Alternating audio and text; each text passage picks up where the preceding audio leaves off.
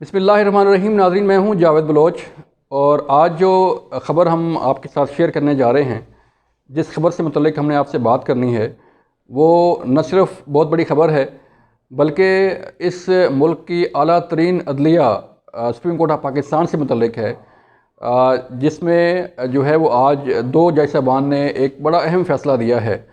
ये वो दो जज साहबान हैं जो इलेक्शन के हवाले से, पंजाब और केपी के इलेक्शन के हवाले से जो सो मोटो नोटिस लिया गया था honourable chief justice of Pakistan जनाब उमरता बंदयाल की तरफ से, उस बेंच का ये हिस्सा थे।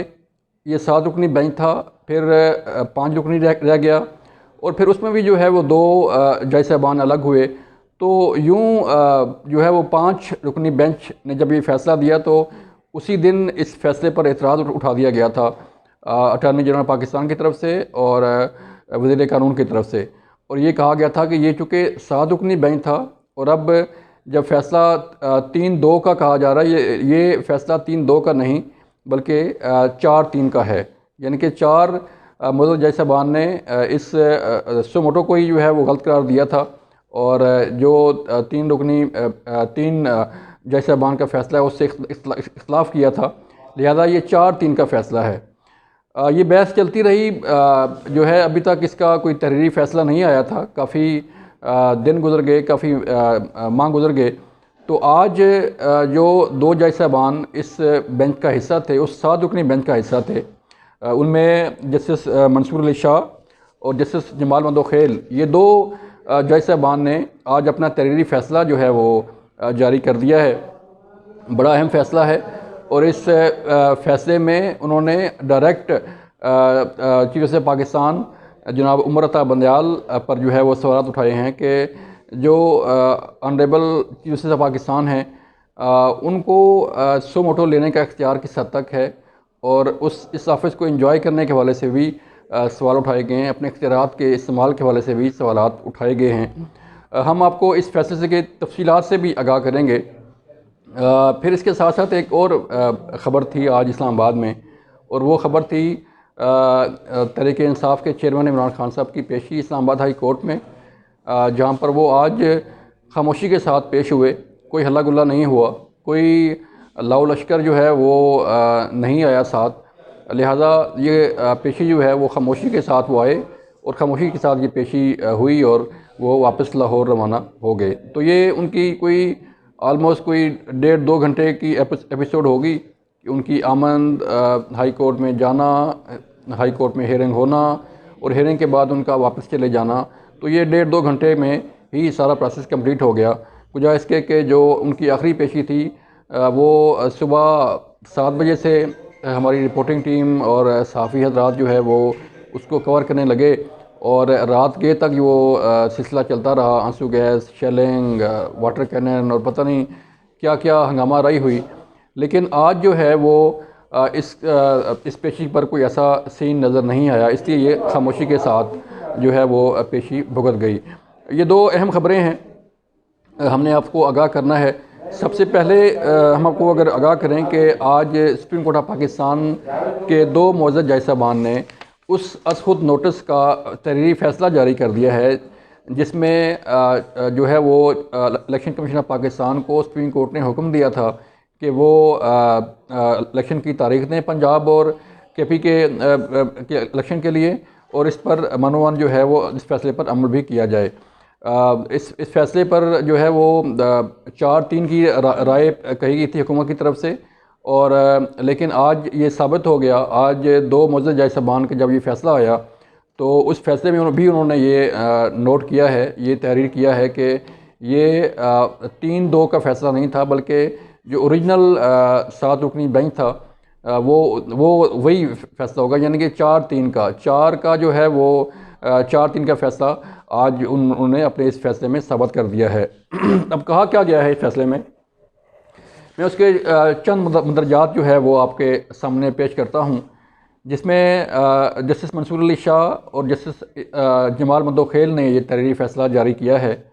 27 सफ़ात पर मुश्तमिल ये फ़ैसला है और जस्टिस याया फरीदी, जस्टिस अतर मिनल्लाह के आर्डर से इत्तफ़ाक़ करते हुए ये फ़ैसला तहरीर किया गया है। जस्टिस मंसूर अली शाह ने यह कहा है, अज़ खुद नोटिस केस की कार्रवाई ख़त्म की जाती है।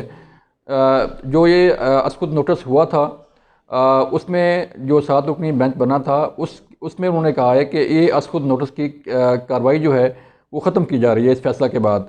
अब वो कहते हैं कि आर्टिकल 184(3) के तहत किसी मुकदमे की समाअत के लिए बेंच की तश्कील में शफाफियत होनी चाहिए, इस फैसले में कहा गया है।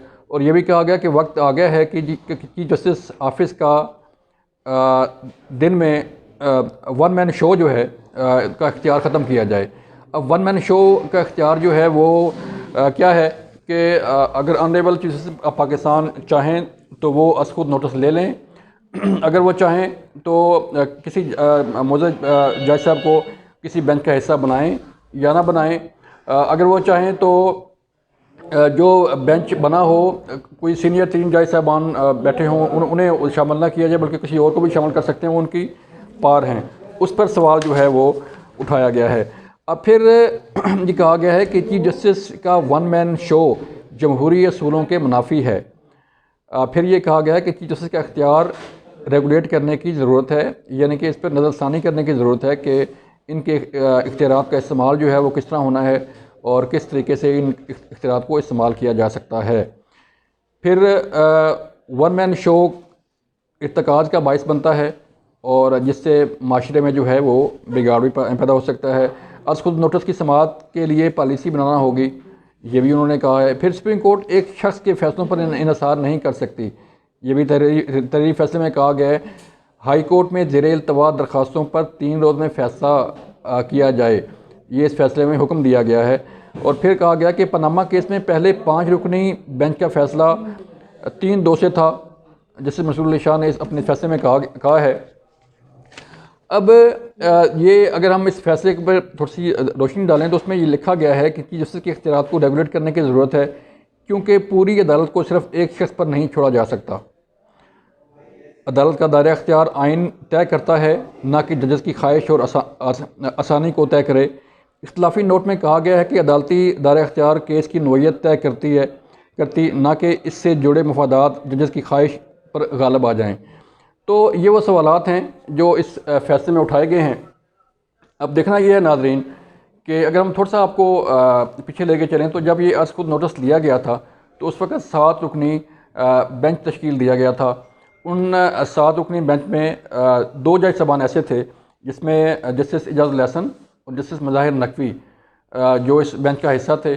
उन पर PDM जमातों ने बशमूल वज़ीर आज़म की तरफ से भी ये उन पर अदम एतमाद का इजहार किया गया था और ये कहा गया था कि इन 2 जज साहबान ने चूँकि इस अज़ खुद नोटिस को इनिशिएट करवाया है, उनके नोट पर जो है वो अज़ खुद नोटिस लिया गया है, तो लिहाजा इन 2 जज साहबान को, चूँकि 2 जज साहबान अपना पहले फ़ैसला दे चुके हैं, तो इन 2 जज साहबान को इस बेंच का हिस्सा नहीं होना चाहिए। लेकिन वो 2 जज साहबान उस बेंच का हिस्सा रहे, लेकिन बाद जब प्रेशर बढ़ा, जब बात ज़्यादा बढ़ी तो फिर ये 2 जज साहबान ने अपने आप को इस बेंच से अलग कर लिया।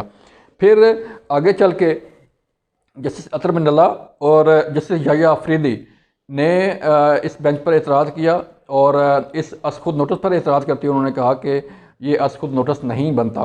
उन्होंने अपना इख्तिलाफी नोट लिखा, मीन के अपना फ़ैसला दे दिया और वो फ़ैसला भिजवा के ये सवाबदीद छोड़ी कि अगर चीफ जस्टिस ऑफ पाकिस्तान चाहें तो मैं इस बेंच का हिस्सा रखें, अगर ना चाहें तो इस बेंच से अलग कर दें। तो यूँ ये दो जज साहबान भी इस बेंच से अलग हो गए।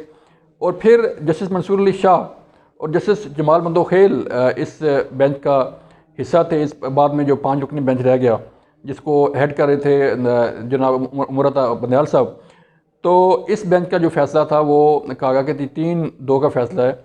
जस्टिस मंसूर अली शाह और जस्टिस जमाल मंदोखेल ने पहले इख्तिलाफ़ किया तो 3 रुकनी बेंच ने अपना फ़ैसला दे दिया। उस वक्त ये एतराज़ हुआ था कि ये 3-2 का नहीं बल्कि 4-3 का फ़ैसला है, तो किसी ने कोई बात नहीं सुनी। इलेक्शन कमीशन ने सुप्रीम कोर्ट के फ़ैसले पर अमल दरामद करना शुरू कर दिया, जिसकी आज दोबारा जो है वो सुप्रीम कोर्ट में तारीफ़ की गई कि उन्होंने सुप्रीम कोर्ट ऑफ पाकिस्तान के फ़ैसले पर अमल किया है। तो लेकिन सवाल ये है नाज़रीन कि अगर आला तरीन अदलिया यानी कि सुप्रीम कोर्ट ऑफ पाकिस्तान से ऊपर जो है पाकिस्तान में कोई अदलिया नहीं है, कोई ऐसा फोरम नहीं है जिससे रजू किया जा सके। ये कोई लोअर कोर्ट नहीं है कि लोअर कोर्ट का फ़ैसला हाई कोर्ट में चैलेंज हो सकता है, या हाई कोर्ट का फ़ैसला सुप्रीम कोर्ट में चैलेंज हो सकता है। ये जो है वो मुल्क की सबसे बड़ी अदलिया है, जिसके बेंच से मुतल्लिक, जिसमें अर्ज़ खुद नोटिस से मुतल्लिक और जिसके फ़ैसलों से मुतल्लिक जो है वो सवाल उठाए गए हैं। और ये सवाल कहीं बाहर से नहीं उठाए गए, ये सवाल उठाए गए हैं उस बेंच के अंदर से ही, सुप्रीम कोर्ट के अंदर से ही। जो मोअज़्ज़ज़ जज साहबान हैं, जो सुप्रीम कोर्ट का एक अहम हिस्सा हैं, उन्होंने ये सवाल उठाए हैं और अपने तहरीरी फ़ैसला में ये सवाल उठाए हैं। 27 सफ़ात पर मुश्तमिल ये फ़ैसला है जिसमें ये सवाल उठाए गए हैं। लेकिन देखना ये है कि आगे चल के इस फ़ैसले की रोशनी में क्या इक़दाम होते हैं, ये तो आने वाला वक्त ही बताएगा। लेकिन अब जो है वो तहरीक इंसाफ की पिटीशन पर समाअत होने जा रही है, जिसमें इलेक्शन मुलतवी हुए 8 अक्टूबर तक गए। उस पर जो बेंच बना है उसकी समाअत जो है वो कल तक मुलतवी हुई है। अब देखना यह है कि इस बेंच में जो है वो क्या चीज़ें सामने आती हैं। फिर दूसरी एक और अहम खबर थी इस्लामाबाद में, वो ये थी कि इस्लामाबाद में आज पहली दफ़ा ऐसा हुआ कि तहरीक इंसाफ के चेयरमैन इमरान खान साहब इस्लामाबाद हाई कोर्ट में पेश हुए और कोई गमला नहीं टूटा, कोई जलाओ घराव नहीं हुआ और कोई लाओ लश्कर साथ नहीं आया, और ये पेशी खामोशी के साथ भुगत गई। खामोशी के साथ अदालत ने अपना काम किया, अदालत ने यह केस सुना और खान साहब ने अपना मौक़ा पेश किया। पेश करने के बाद खान साहब लाहौर वापस रवाना हो गए। ना पुलिस को लाठीचार्ज करना पड़ा, ना कारकुनों को पथराव करना पड़ा, ना वाटर कैनन का इस्तेमाल हुआ, और बल्कि जो सहाफ़ी थे, जो हमारी रिपोर्टिंग टीम थी, जो हमारे खदशात थे कि रोज़ा के साथ अगर शेलिंग हुई तो फिर कैसे जो है उसको सर्वाइव किया जाएगा, कैसे लोग सर्वाइव करेंगे इन हालात को। तो लेकिन ये बड़ा अच्छा एक जिस साथ तहरीक इंसाफ के चेयरमैन इमरान खान साहब की तरफ से कि उन्होंने सिस्टम के साथ चलने का शायद फ़ैसला कर लिया है। उन्हें समझ आ गई है कि सिस्टम जो है उसके साथ चलेंगे तो कोई रिलीफ मिल सकता है, या उन्हें उनके साथ चलना चाहिए। ये आज की थी खबरें, ये आज की डेवलपमेंट्स थी। अपना ख्याल रखिएगा। अल्लाह हाफ़िज़।